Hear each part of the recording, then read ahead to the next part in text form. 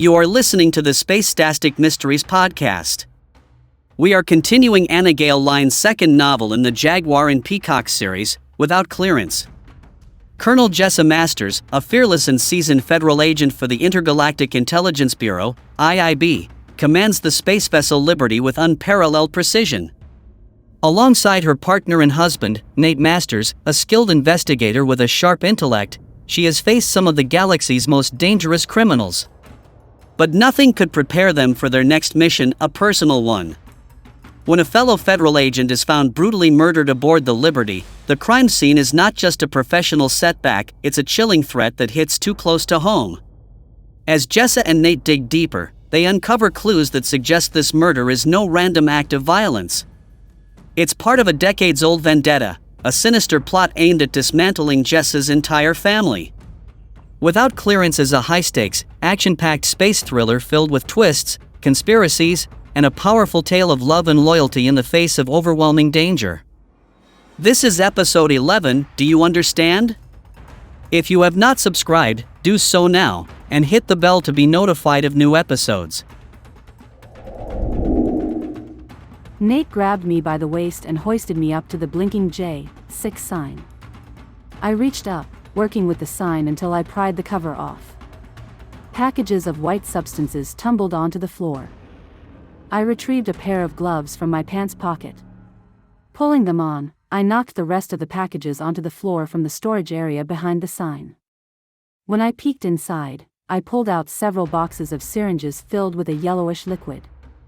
One at a time, I handed them to Nate, shooting him a triumph smile. I wonder how many other corridor signs have drugs in them, probably a lot. This is definitely a good start, Nate asserted, glancing at the pile around his feet. I hit my leg repeatedly before he looked up at me quizzically. Get me down from here, I insisted. Nate put me back onto the ground. My head spun. I grabbed the railing that lined the corridor, steadying myself. As I did, a scene played in front of my eyes. I was in one of Dr. Richards' waiting rooms. Dr. Richards, the Intergalactic Intelligence Bureau's head doctor. Why was I in her office? Why wasn't I with Dr. Manning? Her office was in Washington, D.C. And I don't remember the last time I was in D.C. obviously for the wedding, but I laid down on the diagnostic table, wearing one of those paper outfits. I shivered, feeling goosebumps all over my body. I glanced over at Dr. Richards, who sat on a small stool on wheels. She stared at the Dian monitor that she had hooked me up to. I followed her gaze. A picture of the inside of my womb appeared on the screen. Pointing to a shadow on it with her stylus, Dr. Richards said, "You see baby number 1 right here," moving the stylus a little higher to another shadow, "and baby number 2 over here, hiding behind her sister." Twins? If I was carrying twins, what happened to the second baby? I didn't know, but I intended to find out. Nate fixed me with a worried stare. "I'm fine," I told him, removing my hand from the railing. I bent down until my pant legs kissed the ground. "I think we ought to get Colin involved. He and his officers can help us find all the drugs behind the corridor signs. I only want to use security guards that can be trusted. None of the ones that have signed on in the past 6 months." I felt my stomach cramping. I assured myself that it was probably just the stomach virus that Remy had, but after that flashback, I wasn't so sure. "Can you get started?" I asked him, jumping to my feet.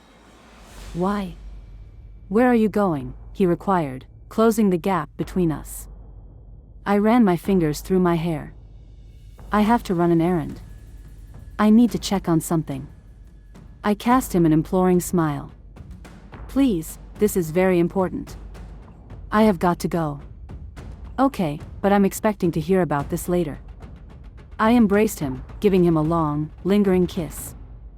"You can expect more of that later too." He held me at arm's length, studying my face acutely. I felt as if his eyes would burrow through my soul. My heart pounded like a drummer practicing a long, upbeat piece over and over again at his very gaze. I wrinkled my nose in disgust. "Am I that transparent?" "Only to me," he whispered, stroking my cheek with the back of his hand. Go. Take care of your errand. But don't be long. We have lots of work ahead of us. I'll try. I ran to slide through the already opening doors of the travel tram at the far end of the corridor. All right, doctor, what happened to my second baby?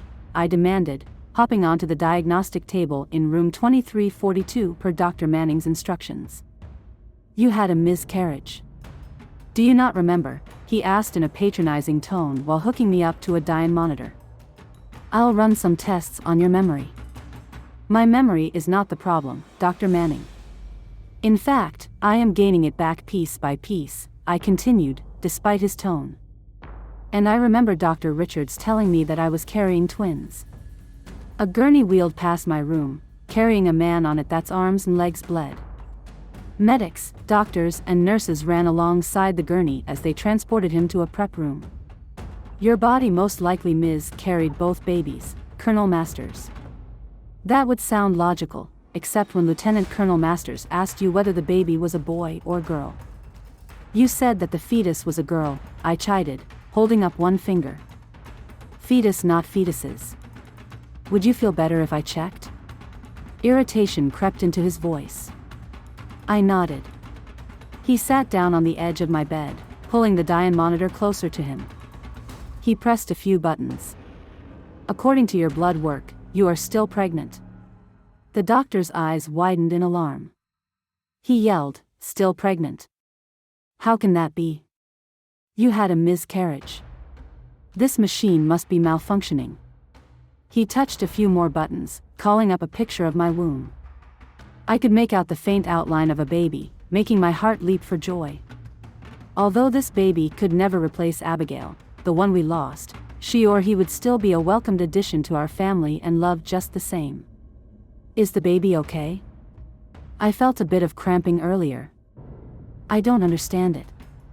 After his fingers danced across the screen of the Dian monitor for a few more minutes, the doctor scratched his honey blonde head.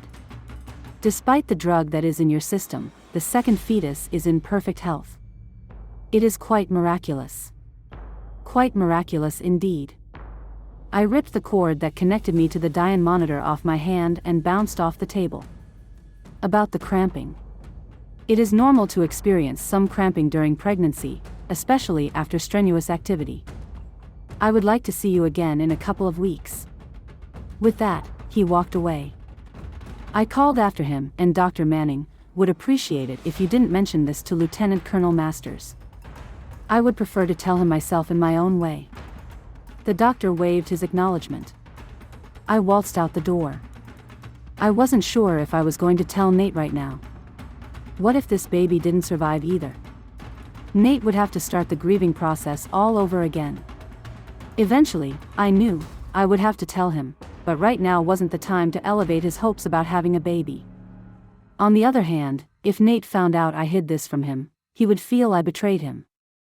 I didn't want him to feel the same way I did yesterday morning, but I needed him to be in top mental and physical condition to help me stop the Solomos family's vendetta against me and my family. I couldn't take the risk that we might lose the baby, sending Nate into a downward spiral of grief again. I'll tell him after we stop the vendetta, I decided, taking the travel tram back to corridor J6, inwardly smiling. We are going to have a baby. I patted my stomach and cautioned, hold on, little one, it's going to be a long ride. I felt the baby kick. I wished Nate was here to experience this, I thought. The travel tram doors opened, revealing my husband and Colin discussing something intense. I quietly sneaked up on the two, listening intently to their conversation. It was an argument without the raised voices. I can't be using all my people to be digging drugs out of signs, Colin stated, folding his arms across his chest. How fond are you of living aboard the Liberty, Major Vincent? I interjected, waiting for Colin to turn toward me. I gazed at Colin, then Nate, who only smiled, and Colin again. I fired questions at him. Is it comfortable for you? Do you enjoy the activities aboard? Your work? Being close to your wife? Is there any reason you want to leave? No, there is no reason I would want to leave the Liberty. You know that, Jess, Colonel, but I cannot, Colin stammered, leaning against the wall of the corridor, staring at me. "You can and will lend us as many officers as we need," I instructed in a tone as cold as a Colorado winter to an Arizonian.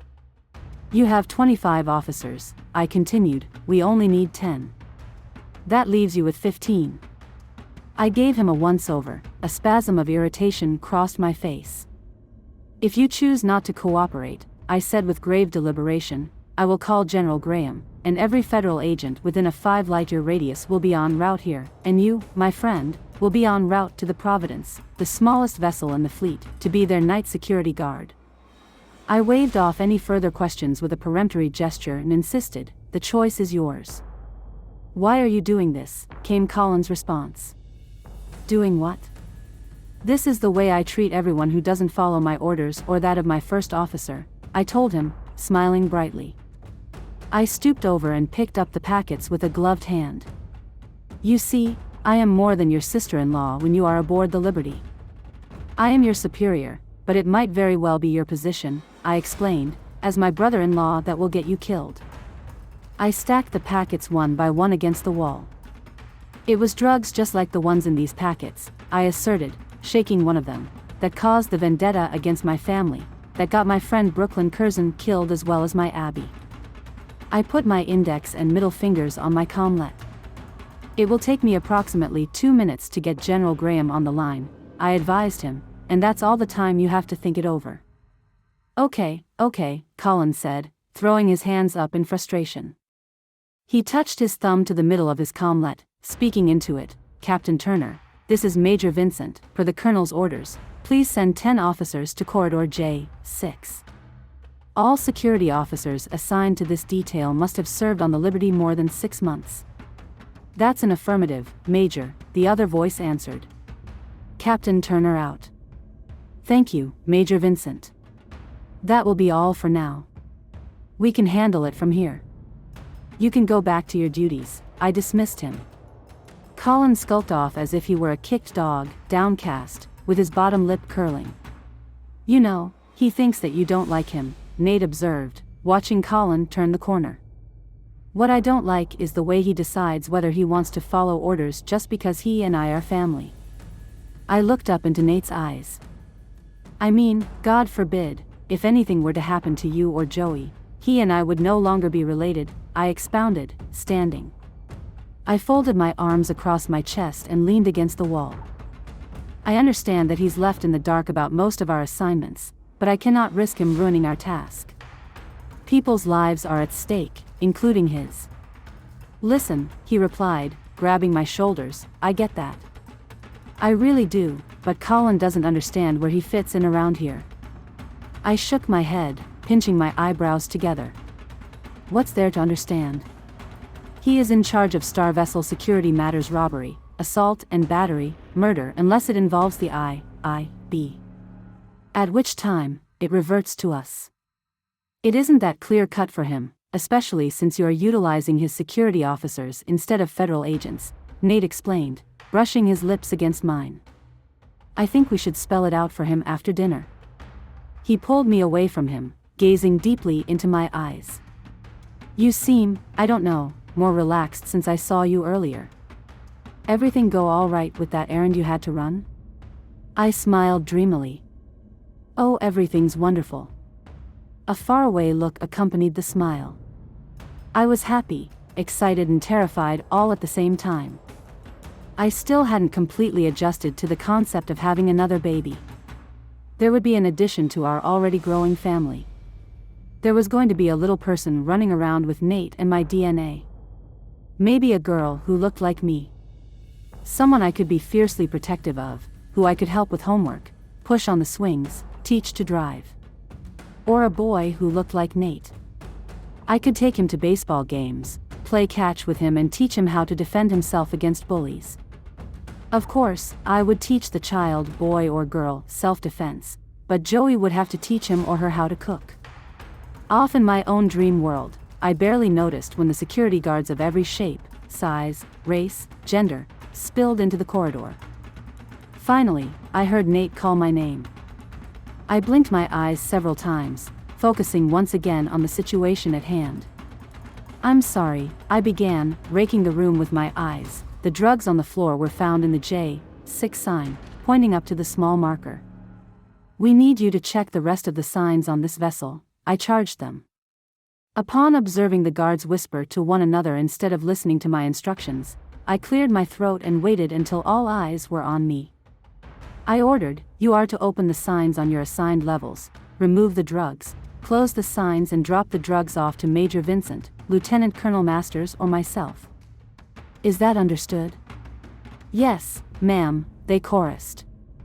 I counted off the guards into pairs, assigning each group 5 levels, except the last group, which I charged with 6. As they dashed off to their assignments, Nate turned to me. I think it is time we paid a visit to Miss Sebastian, don't you? I agreed and let him lead me down the corridor to the travel tram.